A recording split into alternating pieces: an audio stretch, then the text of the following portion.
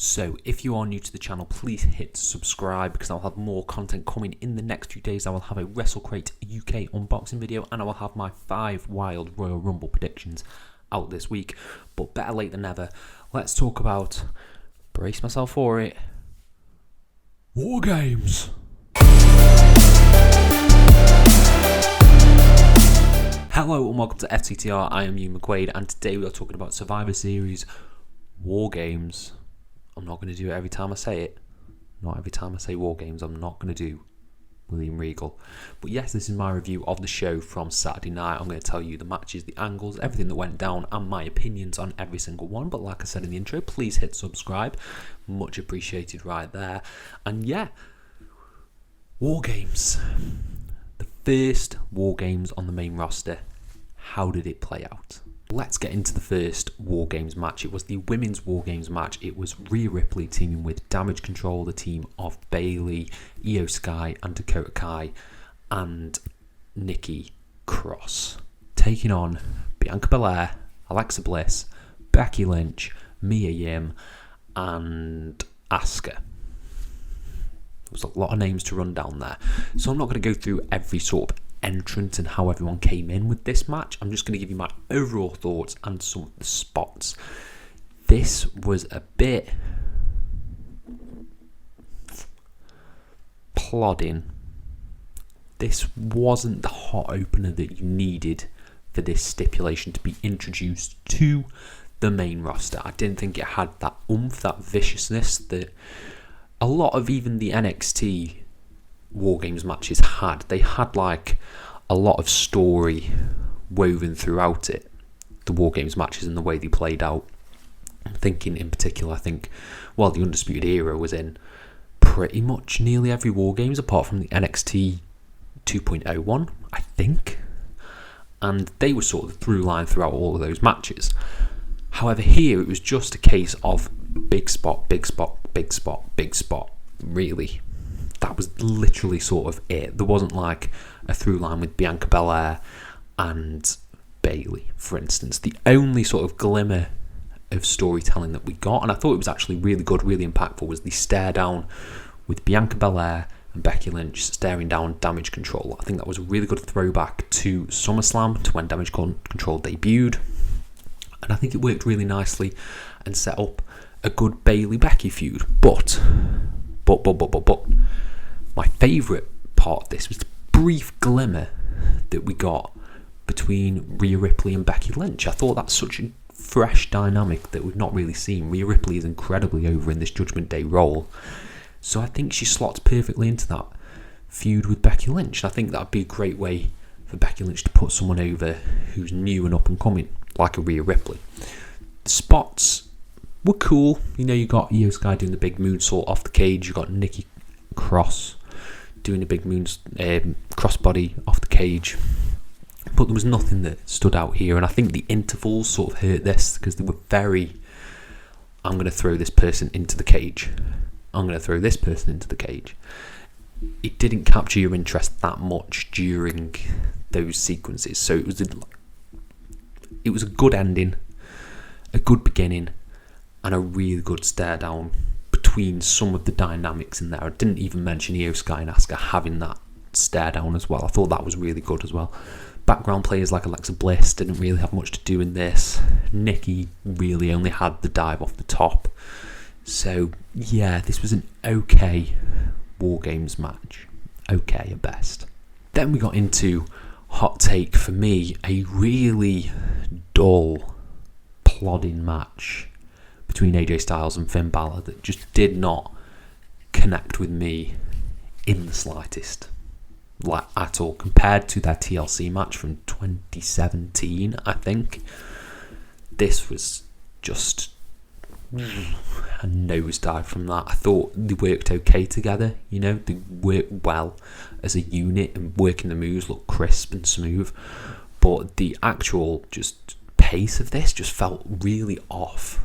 Like it should have been. It's almost like they were wrestling in slow motion to me, because I know they could go quicker than they did, but for some reason this didn't connect with me. Got interesting towards the end with a bit of Dominic Mysterio interference, but at the end of the day, that wasn't enough to save this from mediocrity for me, which is a shame to say about Finn Balor and AJ Styles. But yeah, this really didn't click with me, and I was a bit disappointed by this one.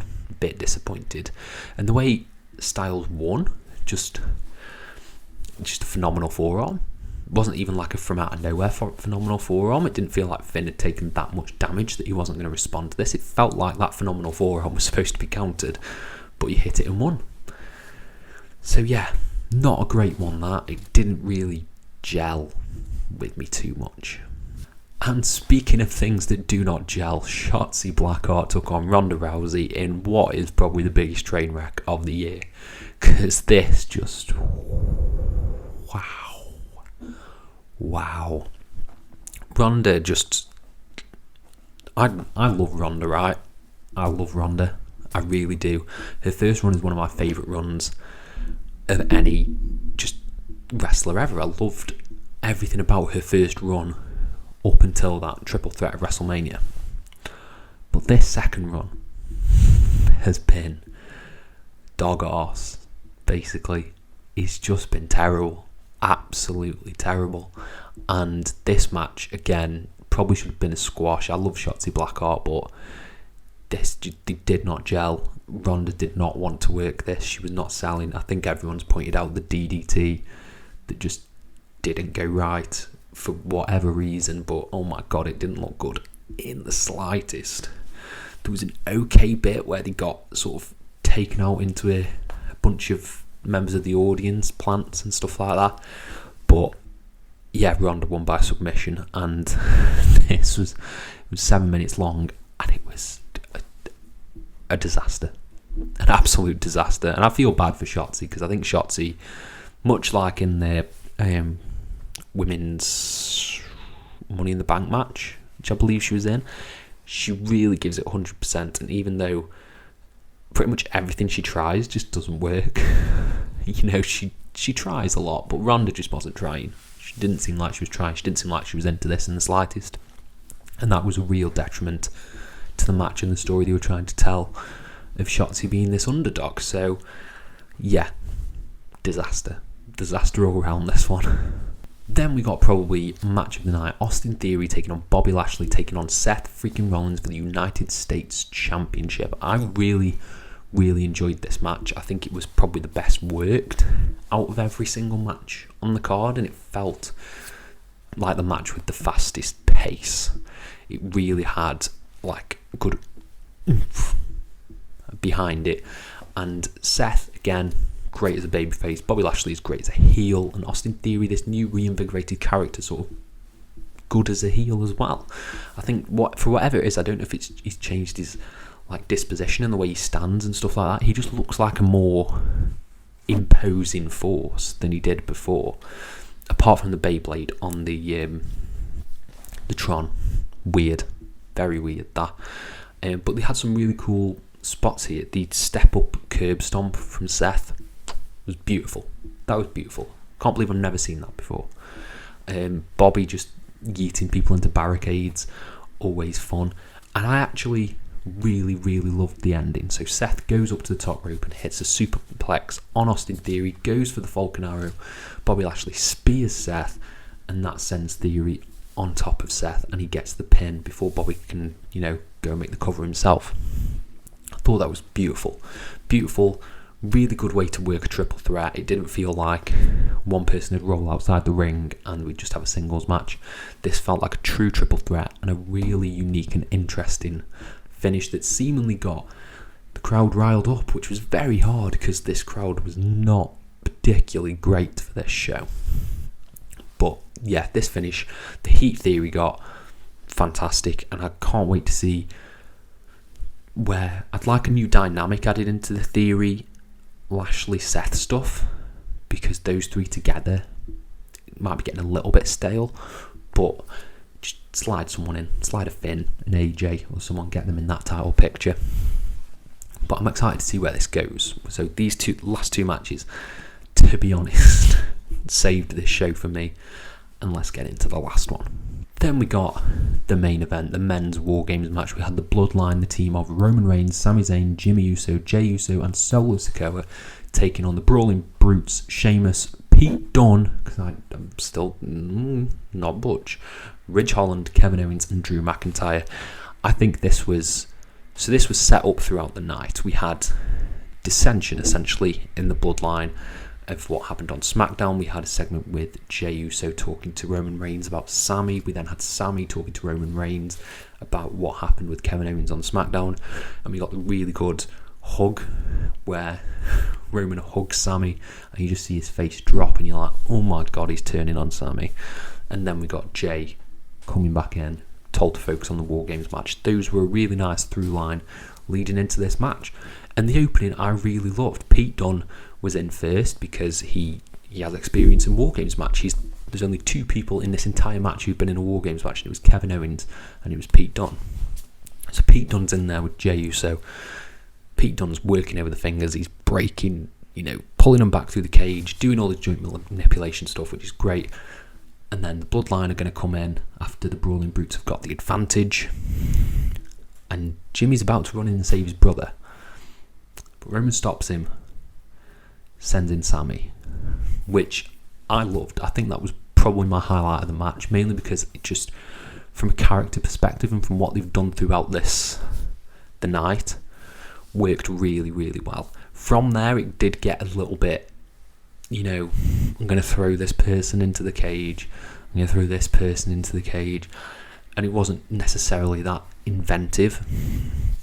But when it hit final gear and Roman comes in, and Roman feels like, the Thanos walking into this match. He is undeniable, he is inevitable, he's coming in and he just lays people out. He lays out with Superman punches. Well, first you get the big stare down, you get the big WarGames stare down, you get the Bloodline squaring off the Brawling Brutes, Kevin Owens and Drew McIntyre. They all run in, they all get 10 beats of the Bowery, I think it's the Bowery, something like that. All the Bloodline get ripped apart with that, and then Roman sort of takes advantage, Superman punches, and then we get the ending of this match, which is like throughout the match, Sami's been saving Jey. He pulled him out of the way of a super kick, he pulled him out of the way of the cage, and then Kevin Owens has Roman pinned. 1, 2, Sami grabs the ref's arm, and Kevin Owens is beside himself with rage. And that's when, Jey goes for a super kick. I think it was Jey goes for a super kick on Kevin Owens, and Sami just low blows him, and then lays him out for Jey Uso, offers him to him, splash, 1, 2, 3. Jey picks up the win thanks to Sami Zayn. All the Bloodline are on the same page. Fantastic way to end the match. And you've still got little seeds of dissension. You've got photos and bits after the match where Sami's celebrating, he's now a member of the Bloodline, and you've just got like side eyes and stuff like that from other people in the Bloodline. So something's coming, something terrible is going to happen to Sami Zayn. But it was just a fantastic way to cap off the night, and I really, really enjoyed this match. I don't think it was as strong as, some of the NXT WarGames matches, which were, to be honest, some of them are phenomenal. I think it was a soft way to introduce people to the WarGames concept. I don't think it's going to be a case of Survivor Series is going to be WarGames every year, because I just don't think Triple H doesn't want like stipulations yearly, apart from like Royal Rumble and stuff like that. So maybe it'll become a staple, but I think this worked its way into a WarGames match. This story did.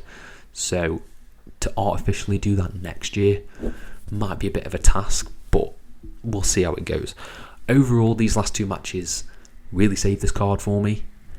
I'd give it a 3 out of 5 because I did enjoy them tremendously, but the first 3 matches for me were not necessarily duds. One was a dud, one was boring, and one was okay. So that gets it to 3 out of 5 for me for this show. I want to know what you thought about Survivor Series WarGames. in the comments below. Let me know down in the comments, and I'll try and reply to every single one of them. Thank you all ever so much for your support. Please hit subscribe, and have a nice day.